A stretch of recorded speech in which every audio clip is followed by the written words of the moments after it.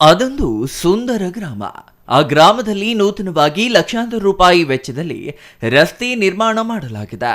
ಆದರೆ ಮನೆ ಮನೆಗೆ ಕುಡಿಯುವ ನಲ್ಲಿ ನೀರು ನೀಡುವ ಜಲಜೀವನ್ ಮಿಷನ್ ಕಾಮಗಾರಿಯಿಂದ ಗ್ರಾಮಗಳಲ್ಲಿ ಎಲ್ಲ ರಸ್ತೆಗಳು ಹಾಳು ಮಾಡಲಾಗಿದೆ. ಇದರಿಂದ ಗ್ರಾಮೀಣ ಜನತೆ ತೀವ್ರ ಸಂಕಷ್ಟಕ್ಕೆ ಸಿಲುಕಿದ್ದು, ಅಧಿಕಾರಿಗಳನ್ನ ಕೇಳಿದ್ರೆ ಉಡಾಫೆಯ ಉತ್ತರ ನೀಡುವ ಮೂಲಕ ಜಾರಿಗೊಳ್ತಿದ್ದಾರೆ. ಗುಡಿಬಂಡೆ ತಾಲೂಕಿನ ಕೊಂಡಾವಲಹಳ್ಳಿಯಲ್ಲಿ ಲಕ್ಷಾಂತರ ರೂಪಾಯಿ ವೆಚ್ಚ ಮಾಡಿ ರಸ್ತೆ ನಿರ್ಮಾಣ ಮಾಡಿದ್ದಾರೆ. ಜಲಜೀವನ್ ಮಿಷನ್ ಕಾಮಗಾರಿಯಿಂದ ರಸ್ತೆಗಳೆಲ್ಲ ಹಾಳು ಮಾಡಿದ್ದಾರೆ.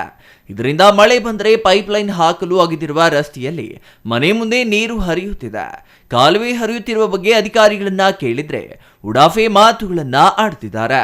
ಅದು ಏನೇ ಆಗಲಿ, ಕಾಮಗಾರಿ ಮಾಡಿದ್ದ ಗುತ್ತಿಗೆದಾರ ರಸ್ತೆ ದುರಸ್ತಿಯತ್ತ ಗಮನ ಹರಿಸದಿರುವುದು ಜನರನ್ನ ಸಂಕಷ್ಟಕ್ಕೆ ದೂಡುತ್ತಿದೆ. ಸಾರ್ವಜನಿಕ ಸಮಸ್ಯೆ ಏನೇ ಆಗಲಿ ಗುತ್ತಿಗೆದಾರರಿಗೆ ಅಗತ್ಯವಿಲ್ಲ.